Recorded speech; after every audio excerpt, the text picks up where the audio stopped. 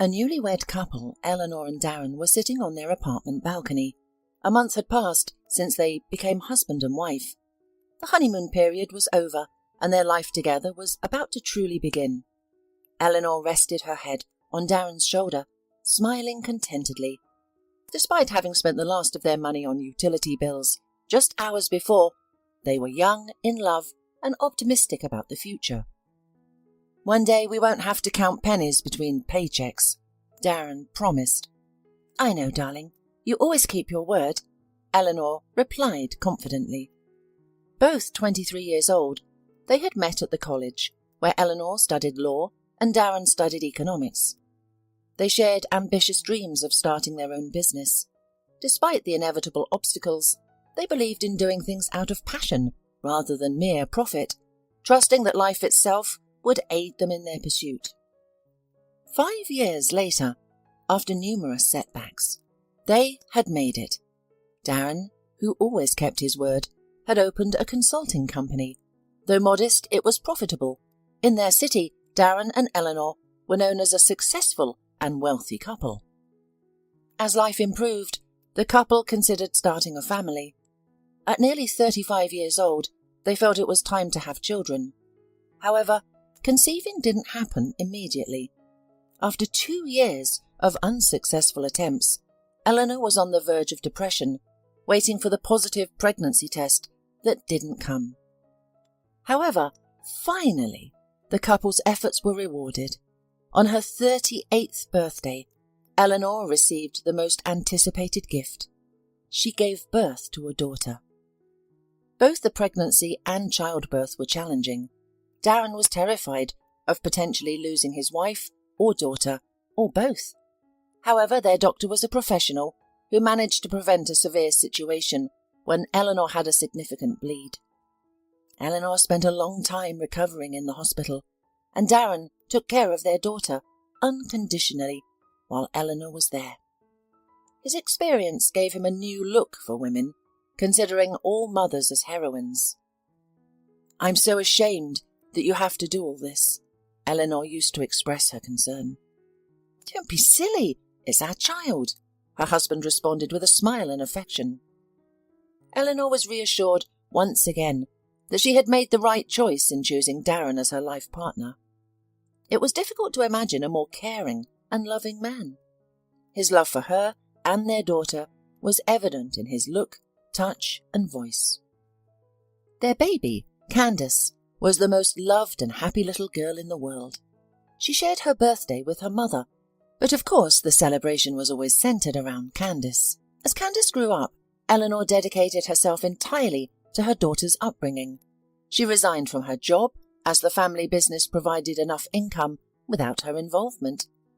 She refused to hire a nanny, not because of the additional expense, but because she preferred doing everything herself. Despite growing up in an atmosphere of love and permissiveness, Candace was not spoiled.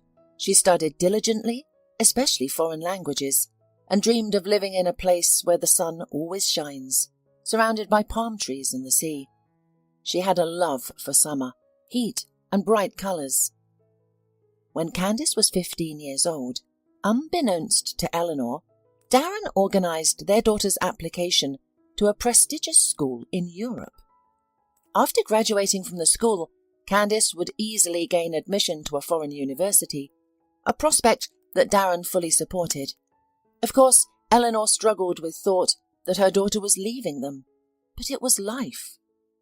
Candace didn't know that by letting her go to study in a faraway land, her mum was protecting her secret.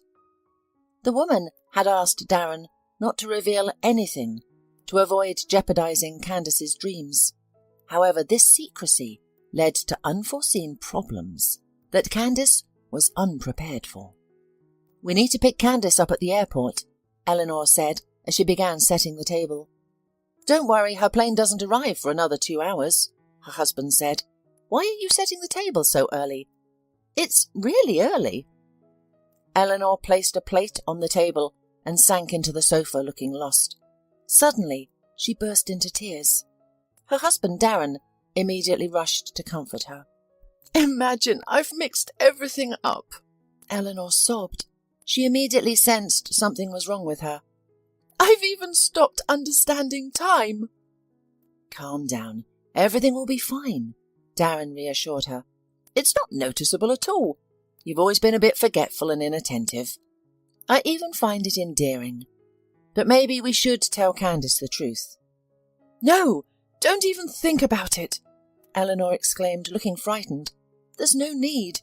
We'll tell her when it's all over." Darren sighed, but stopped arguing.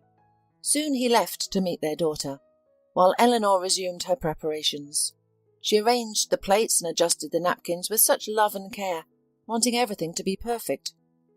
Occasionally she stopped and closed her eyes, needing to take breaks due to the pain, but the anticipation of seeing her daughter gave her strength. Candace was Eleanor's only purpose in life, and for her, she was willing to endure any suffering. On the way from the airport, Darren warned Candace that her mother was a little out of sorts with excitement. The girl laughed. Her mother had always been sentimental, and it was quite endearing.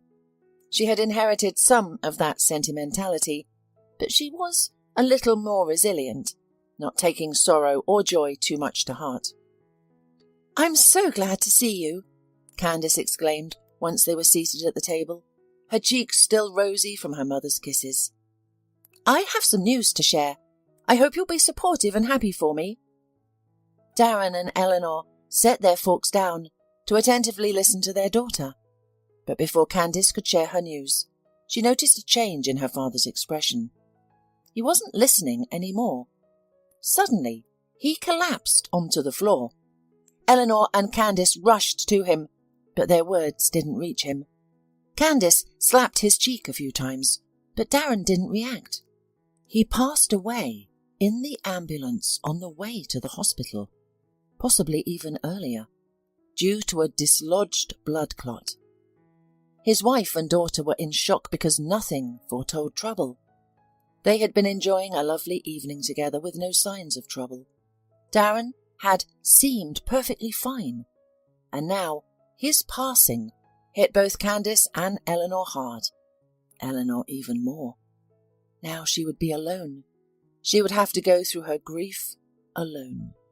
The mother and daughter spent the rest of the evening and the following day in tears. Eleanor was lying still and staring blankly into space. Candace handled the funeral arrangements, finding it painful to see her mother in such a state. Candace was supposed to return abroad in 4 days, but postponed her departure for 2 weeks. She hoped to offer some comfort to her mother during this time. Leaving her in such a state was unthinkable. Following the funeral, Eleanor seemed to feel better, but only temporarily. At least she started talking. She remembered that Candace wanted to share something with her and Darren. "What news did you want to share?" she asked her daughter. "I'm getting married, Mum," Candace replied sadly. "The wedding is in 3 months. I brought an invitation for you, but now I don't know how I'll be able to celebrate with Dad gone." "Don't even think that way," Eleanor reassured her daughter. "He would be happy for you, and I am very pleased. It's good news." 3 days remained until Candace's departure. Eleanor seemed a bit more cheerful, though she still cried every day. Candace supported her mother, but as the day of their farewell neared, Eleanor's behaviour became more peculiar. She repeatedly asked Candace if she wanted to stay longer, and if she intended to return to her homeland permanently. Candace was puzzled by these questions. She had already told her mother about her fiancé waiting abroad, so why these constant inquiries? So finally, 2 days before Candace's departure, Eleanor finally started a serious conversation. "Candace, I want you to listen to me first, and then respond," Eleanor said nonchalantly. "We still have our family business. I've been managing everything for almost 2 weeks now, but it's difficult. This job isn't for me because I don't know anything about finance. You have a better education. You know more than me, even at your young age." "Mum," Candace interrupted her, "you know I can't leave everything. My future husband is waiting for me there." "My girl, I told you to listen to me," Eleanor said affectionately but sadly. "Daddy and I hid this from you for a long time. To be honest, I didn't want you to know at all. But I can't keep silent any longer. I've been diagnosed with a malignant tumour. I'm undergoing chemotherapy, and I'll start treatment in a month. I won't be able to handle the business. It's all going to collapse, and I don't want my father's business to die with him." After hearing her mother's diagnosis, Candace couldn't focus on anything else. She realised at that moment that she wouldn't be leaving in 2 days. It was harder than ever for her to keep control, but she found the strength to weather another blow of fate. "Mum, why didn't you tell me?" Tears welled up in Candace's eyes.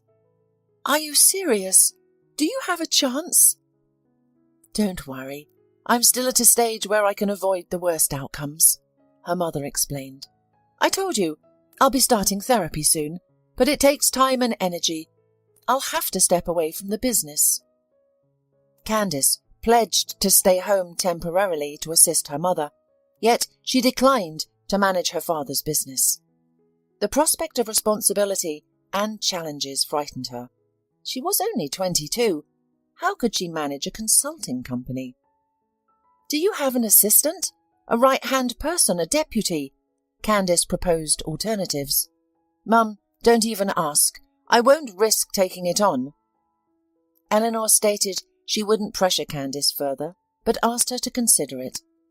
They spent the remainder of the day together, with Candace reluctant to leave her mother's side even for a moment.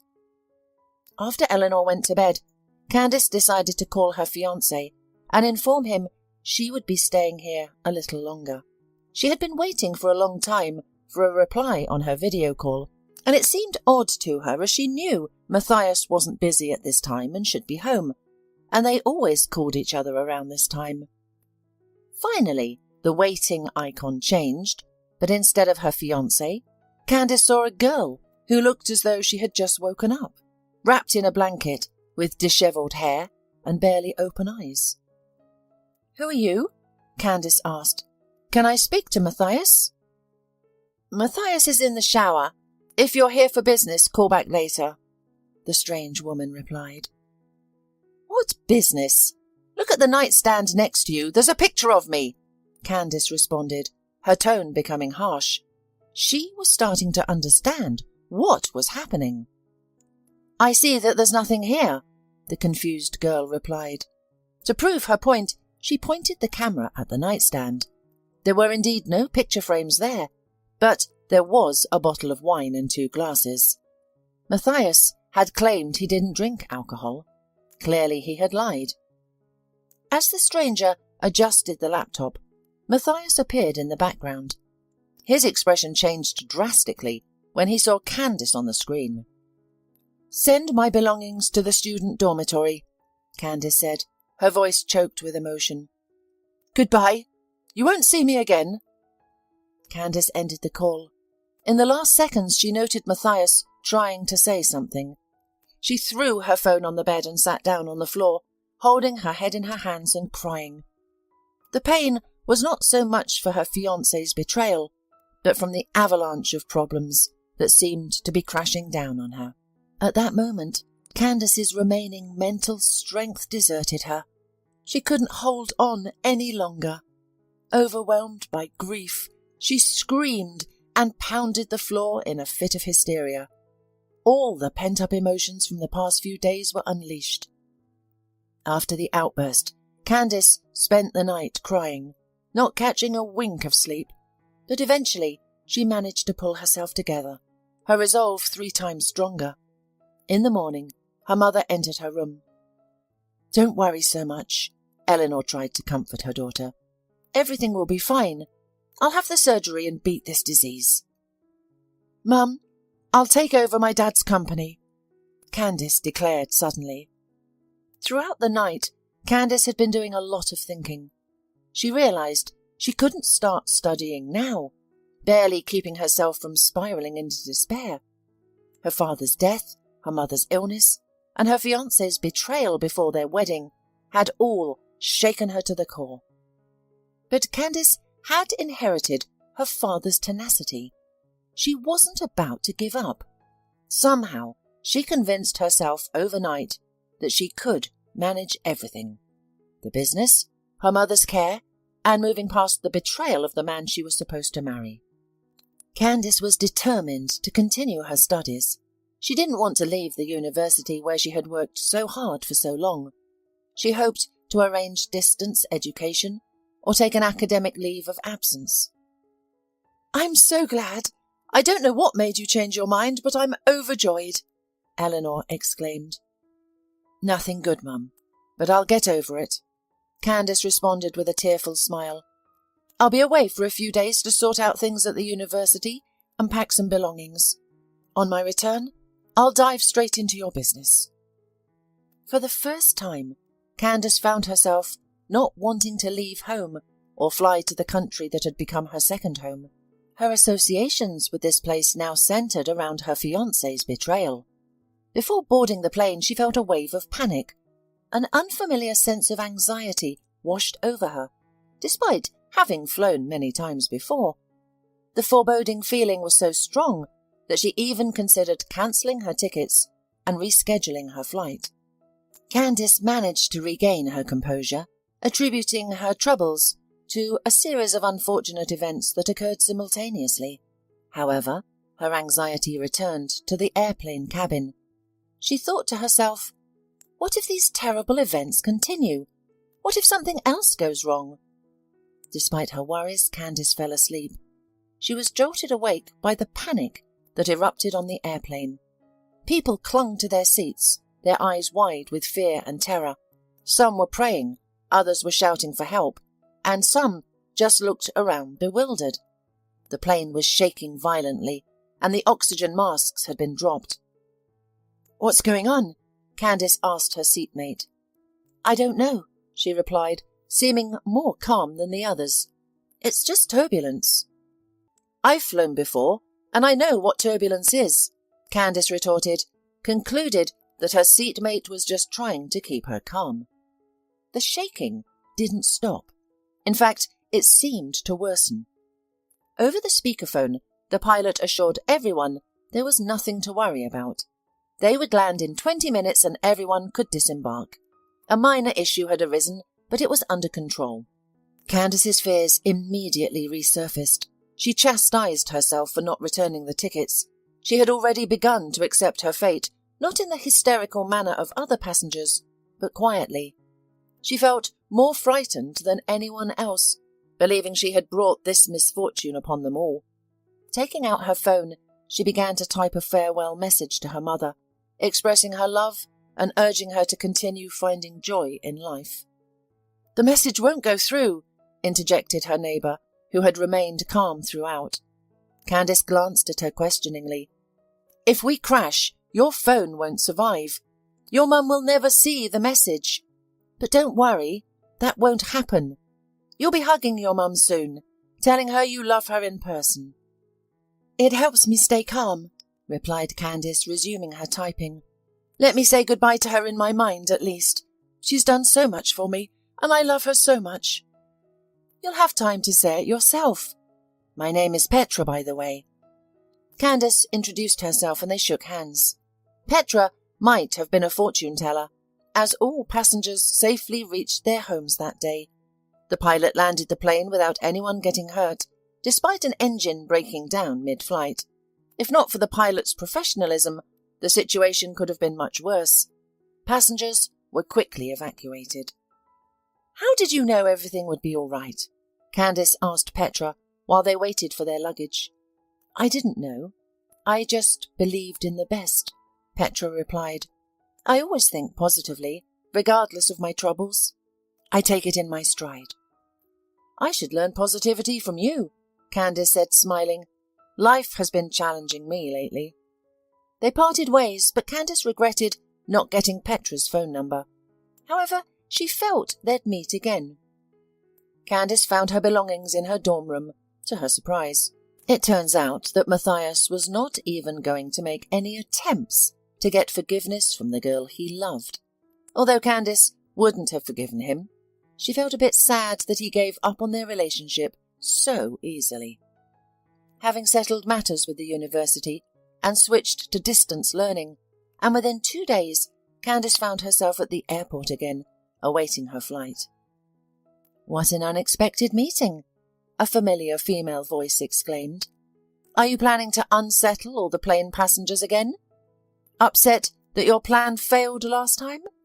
Candice instantly recognized the voice behind her and turned around, smiling, eagerly anticipating this encounter. It was Petra, who was equally elated to see Candice. During their last meeting, Candice had shared her recent misfortunes and expressed her irrational fear that her worries were causing the plane to shake, hence Petra's playful jest. As fate would have it, they were once again headed to the same destination on the same plane. This time, Candice planned to avoid losing touch with Petra. She felt as though this meeting was destined. Moreover, knowing that Petra would be beside her alleviated her flying anxieties. It seemed to her that the new friend was a good sign, that she brought good luck, thanks to her optimism. Despite Petra being 5 years older, they became best friends. Besides, there were several moments that united their destinies, such as losing their fathers and their loved ones. Only she was not cheated on. Petra's fiancé turned out to be a criminal. A week before the wedding, he was arrested and soon imprisoned. "How do you still have a positive outlook on life?" Candice asked. "Teach me how." "That can't be taught," Petra replied. "I guess I inherited that trait from my dad. He was always optimistic. As for the cancelled wedding, I'm not worried. I'm glad I discovered my boyfriend's true nature before he became my husband. That argument can also apply to you." At the airport, Eleanor hugged and kissed her daughter for as long as if Candice were going away for 2 months, not a couple of days.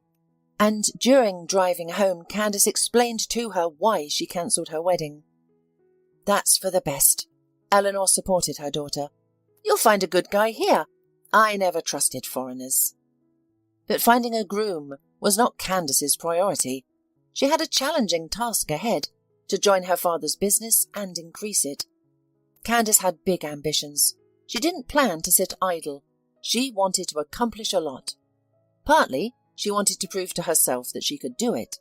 She was also concerned about her mum. The high cost of treatment was understandable. They had money, but not a lot of it. Meanwhile, Eleanor had forgotten to warn her that Darren had a business partner, and she had also left out the fact that he had a big stake in their company. Mr. Garby wasn't too upset about Darren's death. He already considered himself the full owner of the entire business. All he had to do was to buy out his late partner's share cheaply, reissue the documents, and business was done. While Eleanor was in mourning, he patiently waited. However, Candice's appearance signalled to him that it was time to act. He had no need for young, inexperienced girls in his business partnership. When Candice visited the office for the first time, she felt a strange mix of anxiety and anticipation. She realised she was stepping into a new, uncharted world. "Oh, Miss Tull, hello. Mr. Garby has arrived and is waiting for you in the office," the secretary said to her hastily. "What Mr. Garby?" Candice asked in surprise. "He's your father's business partner. They worked together, but Mr. Garby mainly deals with paperwork and rarely visits." "Well, go into the office and he'll explain everything," the secretary said calmly. Candice straightened her suit, glanced at herself in the mirror and squared her shoulders. She was not afraid of meeting her father's partner. On the contrary, it seemed to her that this was her chance to make herself known at once, her intentions. So, the girl stepped confidently out of the door. Mr. Garby greeted her with a warm smile and a few compliments. "I apologize for occupying your seat," the man said politely. "Your father didn't mind me using his office occasionally." "True, my father was a kind man," Candice replied courteously. "However, let's maintain equality and sit at the negotiation table, because I feel like a guest in my own office." Mr. Garby moved to another seat, while Candace decided to change the locks later, uncomfortable with the idea of anyone freely accessing her office. She didn't appreciate the intrusion. Mr. Garby quickly brought Candace up to speed, informing her that the company wasn't as profitable as she might expect. He suggested that it would be more beneficial for her and her mother to sell him their share in the business and focus on their health issues. "Excuse me, but if things are so bad here, why do you want to buy out our share?" Candace asked logically. Mr. Garby evaded the question, but after their conversation he left extremely dissatisfied, while Candace was proud of herself because she had been able to fight back against such a serious man. She refused to sell her share in her father's company, and in general she was going to implement new development strategies. "Oh, I think you should avoid conflict with him," the secretary Mandy advised when she brought coffee to Candace. "I didn't start any conflict," Candace responded, surprised. "We discussed everything calmly. He said he would consider my suggestions." "You didn't start the conflict, but he did." The secretary paused dramatically. "You should have seen the look on his face. I'm afraid you'll have to be more cautious." Candace pondered for a moment. Though she had anticipated some hurdles, she never imagined facing issues on her first day. A week had passed since Candace assumed her role. She worked diligently, arriving first at the office and leaving last. She even took work home. Candace had to prove to everyone that everything would be different now. At the start of the second week, Mr. Garby approached her again. His visit was unsurprising for her. Candace knew he wouldn't leave her alone now. "Don't you realise there are no prospects here anymore?" Mr. Garby asked. "I'm here to remind you that my offer still stands." "I'm doing fine," Candace replied. "In 3 weeks, we have a crucial meeting with all department heads. I'm preparing a comprehensive report.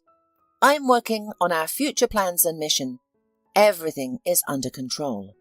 Despite trying to hide his anger, Mr. Garby's trembling eyebrow betrayed his dissatisfaction and disappointment. He had assumed the young woman wouldn't last 3 days, yet here she was, preparing reports and organising paperwork within a week. He had underestimated her. "Well, good luck to you," Mr. Garby hissed. "We'll meet in 3 weeks, and I and other shareholders will see how you are prepared. If nothing is ready by that time and there are no results, you will be morally destroyed. So, be careful." Candace smiled tensely and thanked him for his concern, then gestured to the door pointedly. Just as Mr. Garby stepped out, came Mandy's scream. "What happened?" Candace asked fearfully. "He knocked over a cup of coffee on me," Mandy complained. "Good thing it wasn't boiling water. You really pissed him off." "Then I'm doing the right thing," Candace responded smugly. "Anyway, you can go home. Let's call it a short workday." Despite her confidence in herself, Candace decided to ask her mum about her father's relationship with Mr. Garby. In a few days, Eleanor was going to the hospital for a month. "Your father never involved me in the business side of things," Eleanor replied, "but he did mention a man called Mr. Garby and complained that he was putting undue pressure on him." Candace didn't tell her mother that this man was now bothering her. She didn't want her mum to worry before the hospital and blame herself for asking Candace to take charge. Candace had entered the game now, and she could feel the pressure, but despite the challenges, she refused to give up. In the 3 weeks leading up to the critical meeting with shareholders, Candace committed herself entirely to her work. She stayed late in the office, took work home, held impromptu meetings, and delivered motivational speeches. However, few employees matched her enthusiasm. Many were content with the status quo and did not wish to bother themselves. Mandy sided with those who supported the young boss. They even became friends, given they were close in age. Mandy was only 2 years older than Candace. Mandy mentioned that Mr. Garby had been visiting the office frequently, which was unusual for him. He must be planning something against you, Mandy speculated. I can't be certain, but some people close their computers as soon as I approach. Everyone is aware that I'm on your side. It's starting to feel like I'm being kept in the dark. Don't worry, they might be planning to undermine or embarrass me somehow, Candace responded. Let them believe they have the upper hand. Then they won't expect any retaliation from me. Yes, Mandy agreed. No one takes you seriously. The secretary's remark was unnecessary. Candace was aware that senior managers and deputies interacted with her from a position of superiority, even though she was technically their boss. Many openly showed their belief that she didn't belong. Her supporters were few. However, Candace had weathered many hardships, and the opinions of some managers and dubious executives didn't faze her. She was certain that no one could break her. No one could harm her more than life already had. On the eve of an important meeting, the young girl decided to relax and take a bath. She was exhausted from preparations, and relaxation eluded her. Besides, as if her worries weren't enough, a pipe burst the night before the important meeting. All Candace could do was turn off the water and call a plumber. The handyman arrived within an hour. He was a young man, about 25 years old, who appeared polite and respectable. He managed to fix everything in just 15 minutes. I am grateful to you. You just saved me, Candace exclaimed. That's my job, Colton replied modestly. But it seems like you're not pleased with my work. You look sad. Candace sighed. You're right, but it's not about your work. My mum's in the hospital and I don't have anyone to talk to.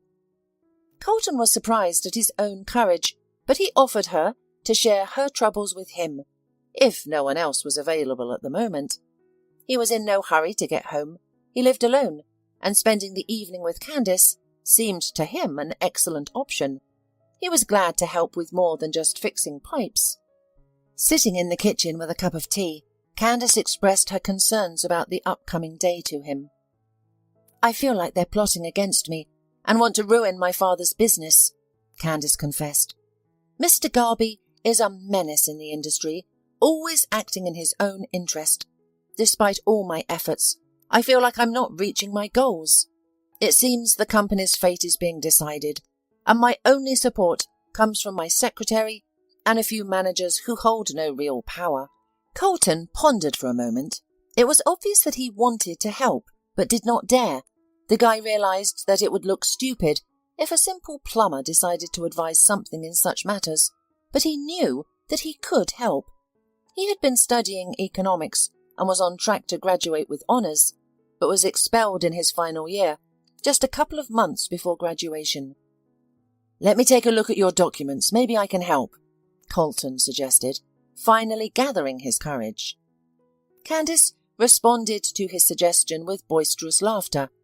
Seeing Colton's hurt expression, she stopped laughing, feeling a pang of shame. But a man who was fixing pipes a few minutes ago was now offering to be a financial analyst. It was really hilarious. How can you help me?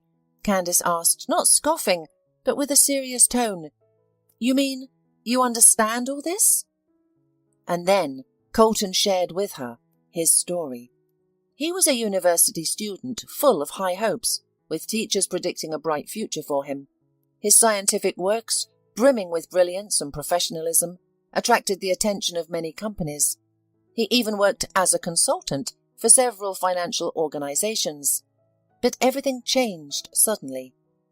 Colton fell in love with a girl, the daughter of an influential man. They planned to marry, but she cheated on him.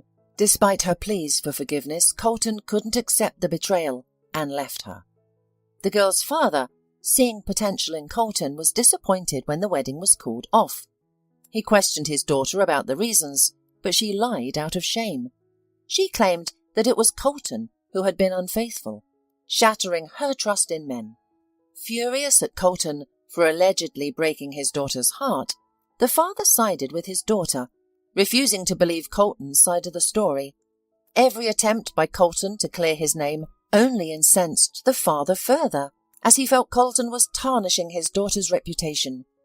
A powerful man manipulated the situation to have Colton expelled. The teachers were truly upset, but they were powerless to intervene.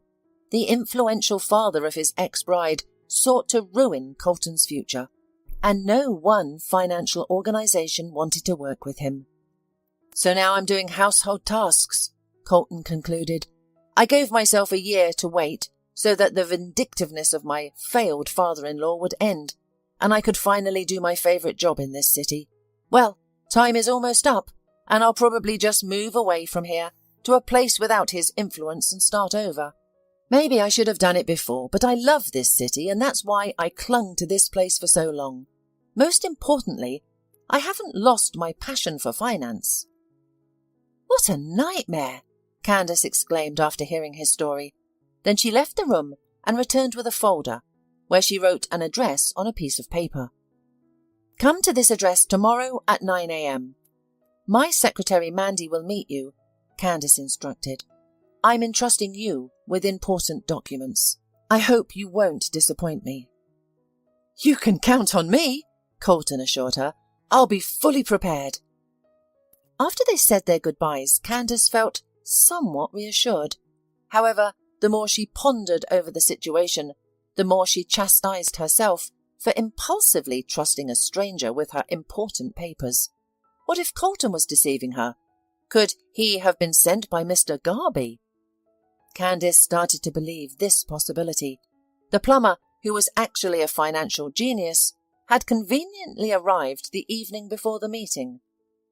"What a fool I am," Candace chastised herself. "Of course, he was sent by Mr. Garby. I'm doomed. I didn't even ask for Colton's phone number." She had hired the plumber through an agency and thus had no way to contact him. Candace was distracted from her sombre thoughts by a phone call from her only friend Petra. She had returned to the city and invited Candace to unwind at a cafe or club. However, Candace declined, explaining that she needed to prepare for an important meeting. "Especially since I'd dug myself a huge hole I didn't know how to get out of," Candace added with the upset feelings, and confessed to her friend that she had given important documents to a man pretending to be a plumber. "You know, and maybe he's not lying," Petra exclaimed. "I studied economics at this university. We were always told to protect our reputation. They cited a senior student who lost everything due to his negligence. They didn't relay the story's details, but mentioned that he was a promising individual who offended an influential man, resulting in his downfall." "Do you think they were talking about Colton?" Candace asked for clarification. "Exactly. I remember. He had such a unique name," Petra replied cheerfully. Candace felt slightly reassured. She realized that she couldn't change anything and would deal with issues as they arose. Surprisingly, the woman felt calm the next morning. She woke up 3 hours before the meeting, calmly got ready, and even found time to review the main points of her report.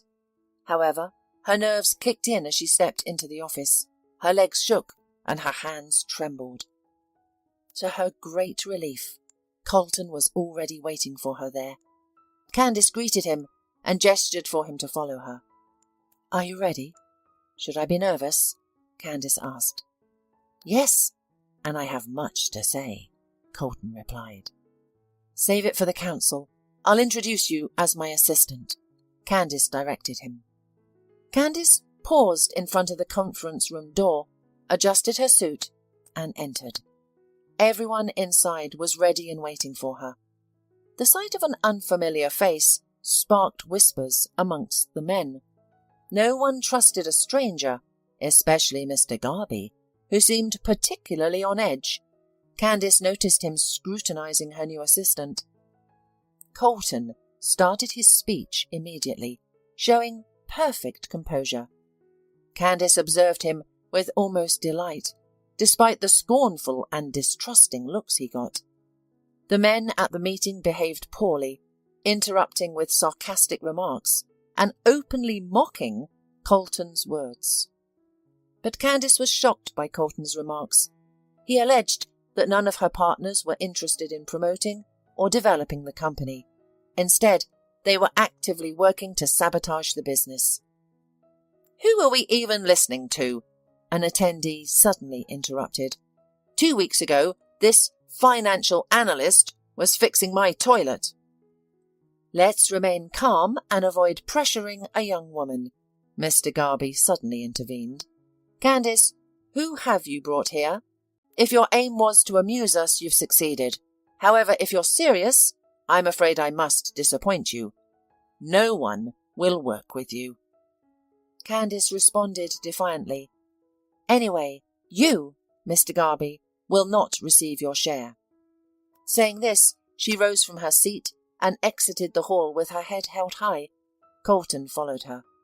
In her office, he said, "I want to add that none of these people want to develop your father's company. I have the impression that they, on the contrary, want to go bankrupt. If you agree, I'd like to offer you the position of my assistant," Candice proposed. "I don't mind that you lack formal education." Excited, Colton accepted. This was his dream, a cause he was passionate about, not just a job. "By the way, I thought Mr. Garby recognized you," Candice mentioned. "Did you also repair something at his place? We can't afford to lose our authority, so you can't continue doing your work as a handyman." "Sure," Colton replied, "but you're correct. Mr. Garby did recognize me. He's the one who took away everything I was striving for." Candice was stunned. What a small world, she thought. When Candice began collaborating with Colton, things improved for both of them. The company began to develop, against the wishes and efforts of Mr. Garby and his associates. The man was angry. He almost threatened Candice to sell him her share. But now Candice certainly did not want to do it. After all, her and Colton's innovative solutions worked. The company's profits increased. Then one day, Candice received a call from her mother's attending physician and invited the woman to talk to him. Candice was very nervous on her journey, worried that something had happened to her mother. Indeed, Dr. Elmido's voice sounded tense and scared. So, upon entering the doctor's office, Candice immediately asked, "What's wrong with my mum?" The doctor reassured her. "Don't worry, your mum is fine. In fact, she's doing great. Our therapy is almost finished, and we have an excellent prognosis. However, there's a different issue." The doctor then put on a serious face that made Candice tremble. "It seems you've upset a dangerous man," he said quietly. "A visitor came to me last evening. I think you can guess who might hold a grudge against you." "I know exactly who it is," Candice said, nodding. "There is only one person who dislikes me enough to abandon his moral principles." "He hinted that he'd be grateful if your mother didn't leave the hospital alive," Dr. Elmido confessed. "He offered a substantial amount of money, enough to make a person reconsider their ethics. Unfortunately, I don't have any evidence of this conversation to go to the police, but you should know that this conversation took place." Candice, shocked, sunk back into her chair. Why was her mother the target? What was her mother's involvement in this situation? Dr. Elmido let her know that he had heightened security in the ward and informed the other doctors about the scenario. Nonetheless, he was worried that not everyone might hold the same moral standards as him. "I was offered such a large sum for this terrible task that someone might be tempted," Dr. Elmido admitted.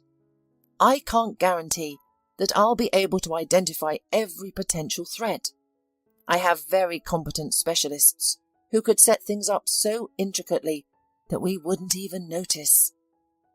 "Thank you for the warning. I'll definitely figure out a way to handle this," Candice responded, still taken aback. Immediately after, she returned to Colton for advice. He seemed to be the only one who could guide her on how to confront Mr. Garby. "Don't you see why he would need to get rid of your mother?" Colton asked earnestly. "It's obvious. Your mother is dying, you're distraught and distracted. An emotionally vulnerable woman is easy prey for someone like Mr. Garby." "How do I defeat him?" Candace asked, her voice trembling with fear. The thought of the businessman going to such extremes had never crossed her mind. "We will take advantage of the fact that Mr. Garby thinks that everything in this world is bought and sold," said Colton. Candace did not understand what her assistant was up to, but after she heard his plan, she finally did. She was reassured that she had made the right choice in trusting the humble plumber. That day, later, Candace arranged another meeting with Dr. Elmido, and he noted that the timing was perfect because Mr. Garby planned to visit him that evening. "That's very good," Candace said, clearly pleased. "Tonight, we'll handle him. Record everything he says on a tape recorder or preferably a camera. Then we'll take it to the police. With that evidence, he won't avoid punishment. No lawyer will be able to defend him. I have a friend who can leak this story to the media. We'll publicize it. We'll ensure this jerk gets a long sentence." Dr. Elmido promised to do his best. By evening, the tape was already with Candace. They were ready to execute the next part of their plan to oust Mr. Garby. The following morning, Candace called him and scheduled a meeting. She informed the police about their meeting that evening. Mr. Garby strode into Candace's office as if he already owned the place, especially after she had told him she was ready to sell her share. "I am very pleased that you agreed," Mr. Garby said arrogantly. "Now the price will be less, as you've taken too long to decide." Despite Mr. Garby's audacity, Candace maintained her performance. "I'm in trouble. My assistant betrayed me. My mother is ill," Candace said, trying to shed a tear. "I've improved our department significantly. It should be valued more." Mr. Garby waved his hand, refusing to increase the price, and at this moment he truly felt his power. But Candace suddenly switched her tone. The police already waited outside the door, ready to burst in and arrest Mr. Garby. "Do you think I would humiliate myself in front of you? According to your plan, I should have surrendered. But your mistake is that you underestimate people. You think money and connections grant you opportunity and impunity, but they don't. My mum will live. The company will prosper and develop, and Colton will achieve great things. As for you, Mr. Garby, you will rot in jail." Mr. Garby slammed his fist on the table and attempted to lunge at Candace, but he was restrained by the police officers who entered the office. The man shouted threats, only falling silent when shown a video recorded of him paying for the crime he had plotted. Dr. Elmido deliberately asked several questions to make Mr. Garby repeat his instructions, making any denial futile. Thus, with the help of Colton and her mother's doctor, Candace rid herself of Mr. Garby forever. Candace was now in charge. Her colleagues, who once mocked and opposed her, had come to recognize her strength and respect her. Their attitudes towards her had changed. 2 months passed. Eleanor returned home, and things seemed to be improving. Candace and Colton spent a lot of time together, their relationship evolving beyond mere friendship. "I realize I know a lot about you, but nothing about your family," Candace mentioned during a casual lunch with Colton. He responded that he knew very little about his own family. He had grown up in an orphanage, abandoned by his mother shortly after birth. He knew nothing of his father. Candace felt sympathy for Colton. She began to understand why he was so determined to succeed, why his desire for a normal life was so strong. She also understood why he was so kind and compassionate. He had endured life's hardships too. She believed that such experiences could only make one a better person. The more Candace got to know Colton, the more her respect and affection for him grew. Colton, however, had loved her for a long time, but lacked the courage to express his feelings. believing her to be from an entirely different circle. If not for Mandy, they might never have confessed their feelings. She had noticed their mutual gazes and was tired of seeing them waste time out of fear. The sly secretary orchestrated a situation where Colton and Candice would be stuck in an elevator together, even bribing the elevator operator to make it happen. "I'm sorry, but you'll have to stay here for another 2 hours," the operator falsely claimed.